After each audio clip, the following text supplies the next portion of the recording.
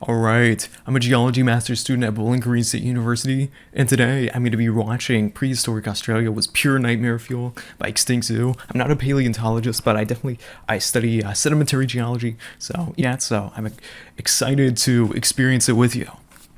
All right, let's go. We're starting out with that Monster Jam clip, so that's pretty cool. Just like how everything is bigger in Texas, everything is deadlier in Australia. Mostly the nature, as it's home to a highly disproportionate amount of potentially lethal animals, having more venomous species than all but two countries. I'm really curious, why do we have such a huge concentration in all of these places? Interesting. Yeah, and especially like Australia, but I'm sure he's going to talk about it. It's like, oh, there's a specific reason why we have a huge concentration there. Yet, it takes the cake when only considering venomous animals that are fatal to humans. On top of this, it is home to 20 of the 25 most deadliest snakes in the world, including all of the top 11. And it's the native country of one of the only birds known to occasionally kill humans, the cassowary. Meanwhile, wait, holy shit. Oh, that's embarrassing. I should have known that. You also have the classics like the saltwater crocodile, great white shark, spiders, and potent jellyfish. And in case you needed a little more proof that Australia really is the land of nope, you should know that it's where some of the largest insects in the world call home, is one of the few places where pine cones can kill you, and is where the top 3 largest wildfires in the 21st century it's so hot took down place. The list could go on, but you get the idea. So it may be hard to stomach the fact that Australia is actually much more tame than it used to be. And I'm not talking about the fact that it used to be home to dinosaurs, but rather giant monitor lizards and terrestrial crocodiles, just to name a couple. And surprisingly, you don't even have to travel that far back to arrive at this forsaken Australia, as it reached its peak in chaoticness about 50,000 years ago, which is right around when humans first arrived. Talk about good timing. Back in those days, reptilian predators, not mammalian, ruled Australia. And it wouldn't take long for anyone to realize that something was very wrong once they set foot on land, as there were a host of nightmarish creatures wandering around, one being a literal land croc. Okay, that's pretty crazy. And at least in the sub chapter here, it's saying that the land croc could also outrun you too, which I'm curious.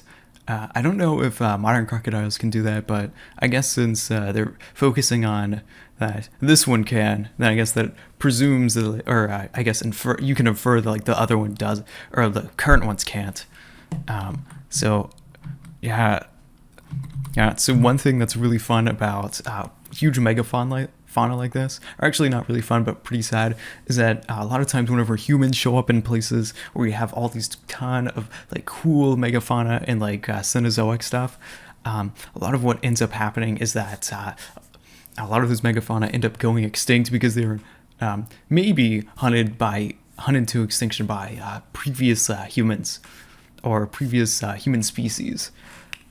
So one of the reasons why we might not have a lot of these guys around here today, and I'm curious what he's gonna say about why they went extinct and why they're not there anymore, because he said they peaked around the time we arrived. As I'm just curious, is that because we just killed them all, or maybe the environment could have changed too, and just made it harder for large animals to exist. But I'm very curious. Not a crocodile lookalike, but a genuine real crocodilian that happened to run comfortably on land. This creature was known as the quincana, and it was one of Australia's top predators during the Pleistocene. It shared many features with the crocodiles we know of today, Reminds me of and was once even considered a true crocodile. Although, thanks to a very odd skull structure, it was moved to the extinct clade of Mecosukene. Along with the odd skull, paleontologists also noticed that it had some strange legs as well. Interesting. That were very long for a crocodilian, allowing it to keep its body clear of terrain and potentially sprint. This has led to it being considered a terrestrial predator, with further evidence coming from its hoof-like toes and flat tail, which wasn't designed for swimming. Unfortunately for all land dwellers, the quincana was also no small critter, with most adults measuring 3 meters or 10 feet, and weighing 200 kilograms or 440 pounds, making it nearly identical in weight to a medium-sized American alligator. Not to worry though, as there were larger individuals as well, with one specimen reaching 6 meters or 20 feet in Holy length. crap. At this size, The guy's it like had the size no of a problem car. taking down mammals, including an unlucky human from time to time. Getting attacked by this croc was an absolute nightmare, as its teeth Yeah, and since humans were down there, since it seems like humans were down there about that time, it probably happened a fair amount. So, crazy. were designed to slice animals up like a filet mignon, with each tooth being blade-like, compressed, and heavily serrated. These kind of teeth are referred to as xiphidon teeth, and is what was commonly seen in theropods. Having such vicious dentition let the quinquana take down animals that were considerably larger than itself, with each bite tearing through large portions of flesh and muscle. There's a chance as well that you couldn't even outsmart this croc by jumping in the water, as there is some evidence that it was an accomplished swimmer, in spite of spending most of its life on land.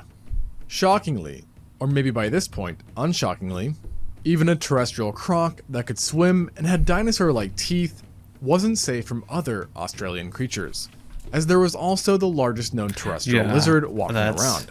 That's kind of what I thought we're gonna end up getting to. Megalania. There's a fair chance you've heard Holy of this crap. reptile due to its recent popularity. Yet,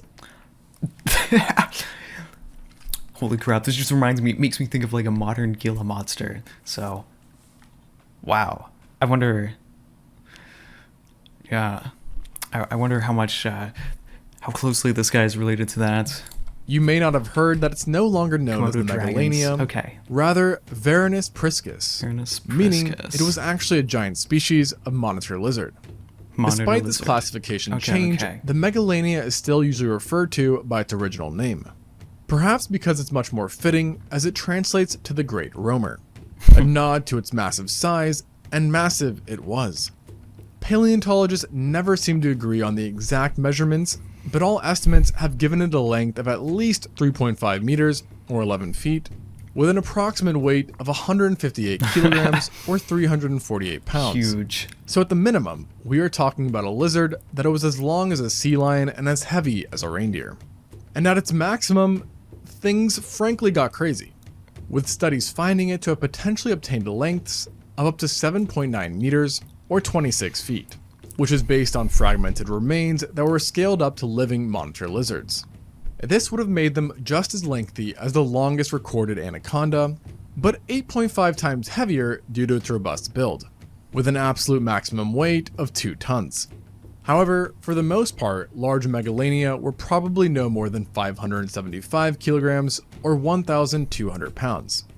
Although it wasn't only a giant, as like living monitor lizards, the Megalania possessed razor-sharp teeth that were fairly long and recurved, granting extra grip while holding onto prey. The Megalania is further thought to have used its tremendously powerful legs and sharp claws to bring down prey and foe alike. Naturally, in true Australian fashion, the Megalania might have been venomous as well due to its heritage. Oh my gosh, this guy had everything.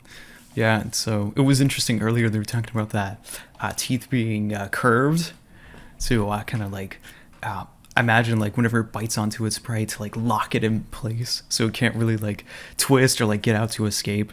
So, ooh, that is absolutely vicious. And it could have been venomous, as he was saying. Since all monitor lizards presently living are considered to be venomous. Ooh. Their venom, similar to what is seen in some snakes, works as an anticoagulant, meaning it prevents blood from clotting, which leads to shock and infections as it keeps wounds open for longer periods of time.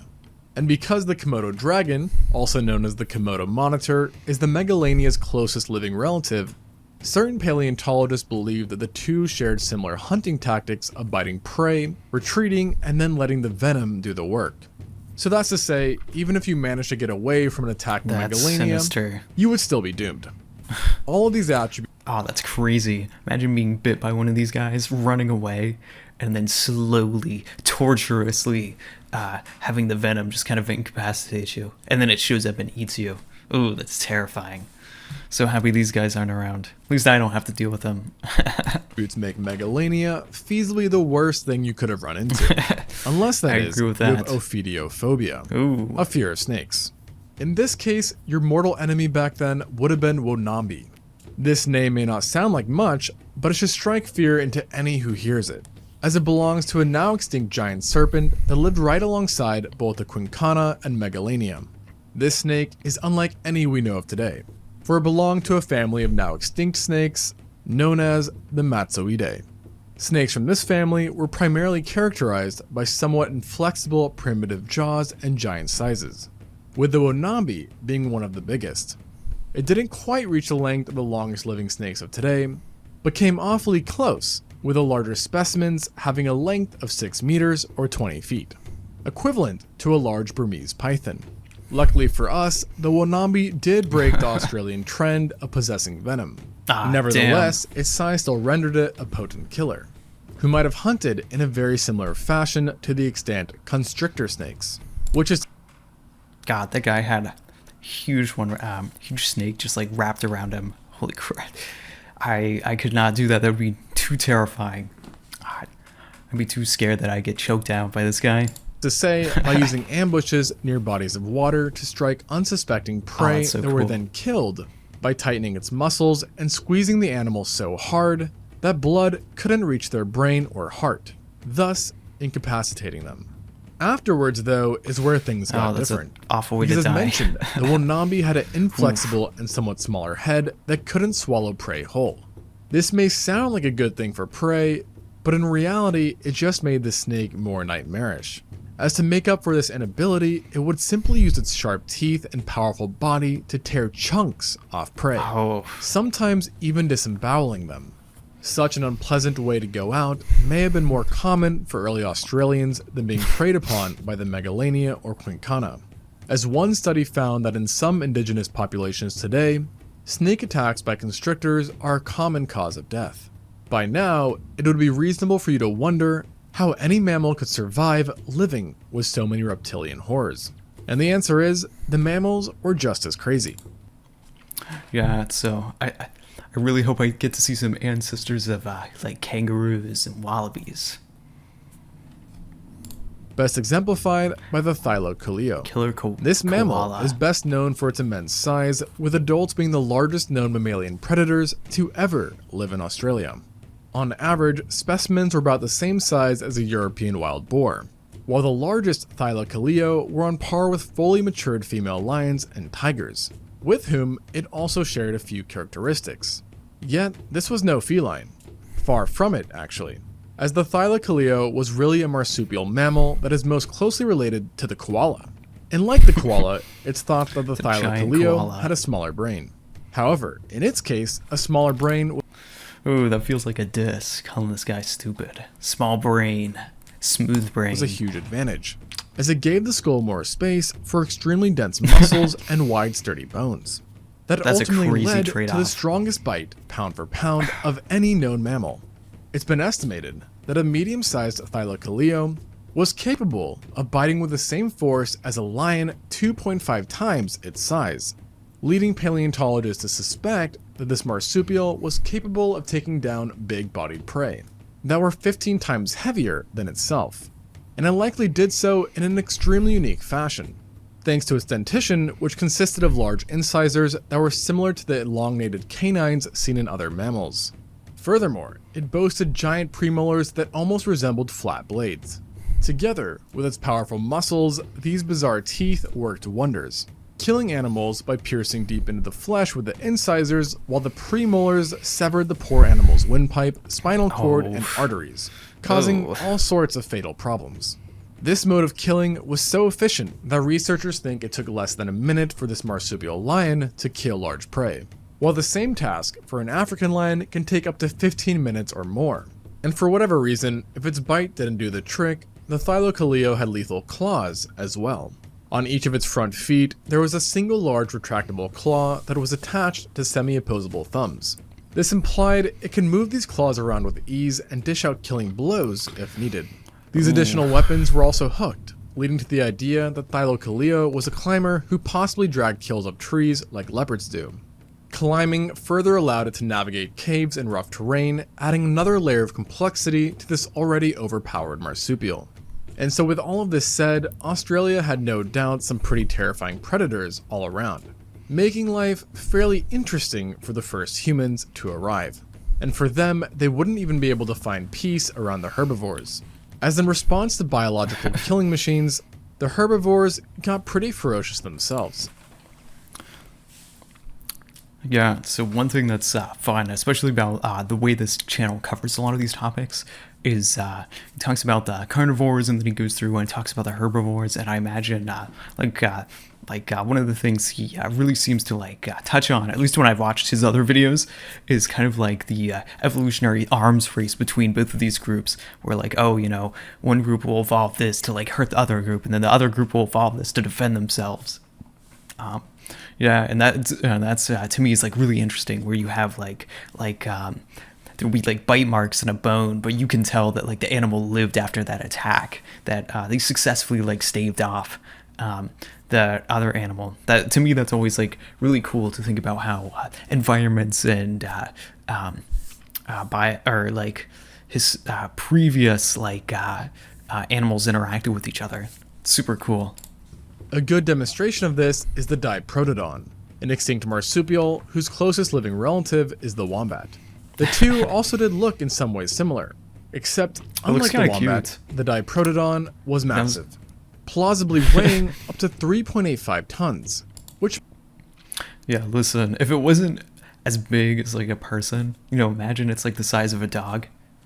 I don't know. I feel like it would at least look like a cute pet. Probably wouldn't be very pleasant or nice, but I don't know. I feel think of a golden retriever or something like that. Makes it equal in weight to a fully grown Asian elephant. This size gave it much needed durability and would have made hunting it a questionable endeavor, a task further discouraged by the presence of a surprisingly strong bite. The Diprotodon was strictly a vegetarian, but nonetheless it still had a nasty bite that reached 11,000 newtons in force at the back molars, giving it more than enough power to technically break a human's femur. In addition to elephant-sized wombats, birds too were supersized in prehistoric Australia at the time, especially the Georgist. This ancient bird resembled the once widespread terror birds. However, it actually belonged to a separate family of flightless birds, known as the Dromornithidae, or thunderbirds. All members of this family, Georgist included, are believed to have been herbivores despite their menacing appearances. Though, like many ancient Australian creatures, they did have size to help balance their defenses out. The Georgist in particular routinely grew to heights taller than humans, with the average individual coming in at 2 meters or 6.5 feet. Moreover, this bird had giant robust bones that gave it durability and heftiness, resulting in it weighing a full quarter of a ton. And if its size wasn't enough of a deterrent, the Georgist could always use its beak or sharp claws to ward off predators that got too close. By now, it should be obvious that ancient Australia was the last place you'd want to visit. And just to really drive it all home, remember that nearly every dangerous animal in Australia today was also still around back then. And that's not to mention other extinct animals which I didn't mention, including large turtles and additional extinct crocodilians like the Paludorex. And of course, nature itself was also harsh with extreme droughts being present.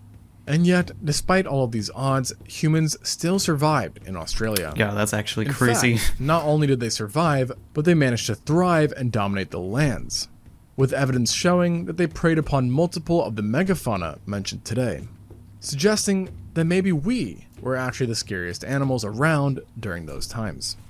Thanks for watching, and until next... Okay, that one was really good. Yeah, and to think that, prehistoric humans, or I guess, historic, because I don't know if the Aboriginals have any records, but to think that, humans, went against all of those, huge megafauna, and we survived, and even drove some of those to extinction, I think is absolutely crazy.